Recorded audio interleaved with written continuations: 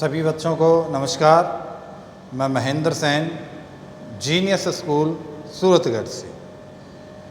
आज अपनी जो क्लास है वो है राजनीतिक विज्ञान की, कक्षा 12 के राजनीतिक विज्ञान की।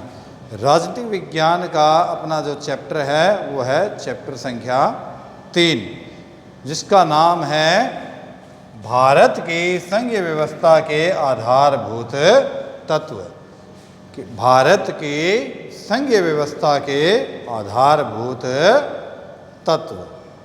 तो सबसे पहले बच्चों अपने बात करें तो संघवाद है क्या।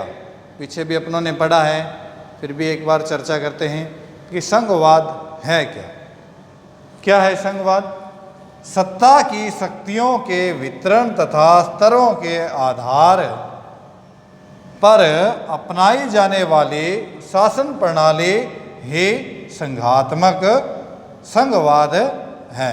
क्या है कि जो सत्ता की शक्तियां हैं वो वितरण तथा स्तरों के आधार पर क्या है अपनाई जाती है, उसी को क्या बोला जाता है? संघवाद बोला जाता है। इस प्रणाली के अंतर्गत क्या होता है?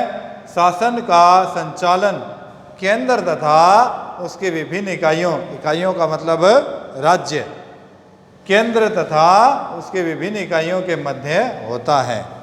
केंद्र और राज्यों के मध्य जो संचालन है आपस में मिलजुल कर किया जाता है, उसको संघवाद बोला जाता है। या यूँ कह सकते हैं कि संविधान के द्वारा केंद्र और राज्यों में शक्तियों का बंटवारा किया जाता है कि केंद्र कौन सी शक्तियों का संचालन करेगा और राज्य कौन सी शक्तियों का संचालन करेगा। तो संविधान के द्वारा क्या है? केंद्र और राज्यों की शक्तियों का बंटवारा किया जाता है, उसको क्या बोला जाता है? संघवाद बोला जाता है, या संघीय शासन प्रणाली उसको बोला जाता है। क्या है संघवाद? कि सत्ता की शक्तियों का वितरण क्या होता है? वितरण तथा स्तरों के आधार पर जो शासन व्यवस्था अपनाई जाती है उसको संघवाद बोला जाता है। इसमें केंद्र और राज्य आपस में मिलकर शक्तियों का बंटवारा किया जाता है। दोनों क्या करते हैं? केंद्र और राज्य शक्तियों का बंटवारा कर लेते हैं और मिलकर उनका संचालन करते हैं। किसके द्वारा शक्तियों का बंटवारा होता है? संविधान के द्वारा शक्तियों का बंटवारा होता है। इसी को क्या बोला जाता है? संघवाद या संघीय शासन प्रणाली बोला जाता है। अब बात करें कि संघवाद का उदाहरण। सबसे पहले जो संघीय शासन प्रणाली अपनाई थी उस देश का नाम था अमेरिका। सबसे पहले जो संघीय शासन प्रणाली अपनाई गई थी वो संयुक्त राज्य अमेरिका के द्वारा अपनाई गई थी। उसके बाद विभिन्न देशों ने इस शासन प्रणाली को अपनाया। अपने भारत देश ने भी इसको क्या है? संघवादी शासन प्रणाली को अपनाया है। कनाडा ने इसको अपनाया है, स्विट्जरलैंड ने इसको अपनाया है। आदि देशों ने क्या है? संघीय शासन प्रणाली को अपनाया है। अपने संविधान के अनुच्छेद 1 में कहा भी गया है, क्या है? कि राज्यों का संघ शब्द का प्रयोग किया गया है।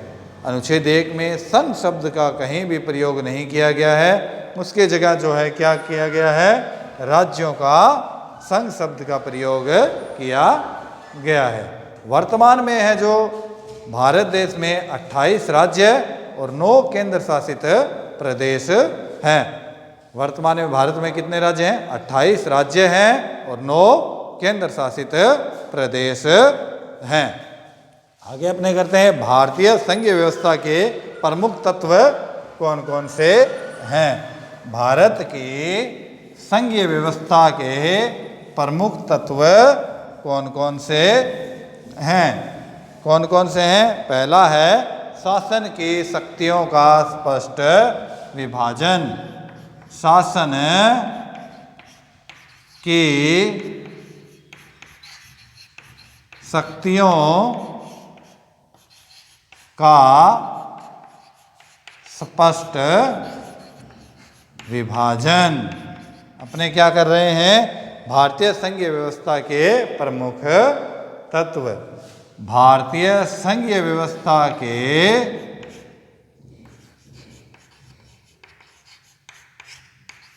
प्रमुख तत्व। उनमें नंबर 1 क्या है, शासन की शक्तियों का स्पष्ट विभाजन। भारत की संघीय व्यवस्था के प्रमुख तत्वों में पहला पॉइंट क्या है, शासन की शक्तियों का स्पष्ट विभाजन। विभाजन किया गया है शासन की शक्तियों का संविधान के 7वीं अनुसूची में। संविधान के 7वीं अनुसूची में, किसमें, संविधान के 7वीं अनुसूची में इनका विभाजन किया गया है। अनुच्छेद है 246 के अंतर्गत, अनुच्छेद 246, अनुच्छेद 246 में इनका वर्णन किया गया है। 7वीं अनुसूची है, उसमें शासन की शक्तियों का विभाजन किया गया, अनुच्छेद है 246। इसके अंतर्गत जो है 3 अनुसूचियां दी गई हैं। पहले संघ सूची, कौन सी है, संघ सूची। दूसरी राज्य सूची, और तीसरी है समवर्ती सूची। इनमें अलग अलग विषय दिए गए हैं। केंद्र संघ सूची पर केंद्र सरकार कानून बनाती है। कौन बनाती है, केंद्र सरकार। इसमें 97 विषय दिए गए हैं। कितने विषय हैं, 97 विषय। संघ सूची में कानून बनाने का अधिकार किसको है, केंद्र सरकार को। कितने विषय हैं, 97। राज्य सूची, राज्य सूची में 66 विषय हैं। कितने विषय हैं, 66।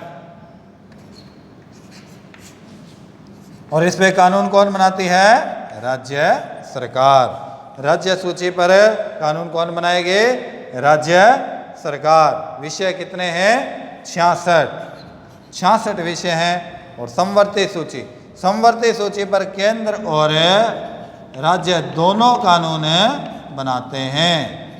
केंद्र और राज्य दोनों कानून बनाते हैं। इसके विषय कितने हैं, 47 विषय हैं। 47 विषय हैं जिन पर केंद्र और राज्य सरकार दोनों मिलकर कानून बनाते हैं। अगर दोनों में विवाद हो जाता है, किसी प्रकार का विवाद उत्पन्न हो जाता है, तो इसके अंतर्गत क्या होगा, किसके चलेगी समवर्ती सूची में, केंद्र सरकार ने जो कानून बनाया है वही लागू किया जाएगा। विवाद की स्थिति में किसकी मानी जाती है, इसमें केंद्र सरकार ने जो कानून बनाया है वही माना जाएगा। इसके अलावा एक और सूची है अवशिष्ट सूची। अवशिष्ट सूची का मतलब ये है जो इन तीनों सूचियों में, संघ सूची, राज्य सूची और समवर्ती सूची में जिन कानूनों का वर्णन नहीं किया गया है, जिन विषयों का वर्णन नहीं किया गया है, उनको किसके अंतर्गत रखा गया है, अवशिष्ट सूची के अंतर्गत रखा गया है। अवशिष्ट सूची, इस पर कानून बनाने का अधिकार किसको है, केंद्र सरकार को होता है। केंद्र सरकार मतलब सेंट्रल गवर्नमेंट। यह था आज का अपना टॉपिक। नेक्स्ट जो है अगली क्लास में।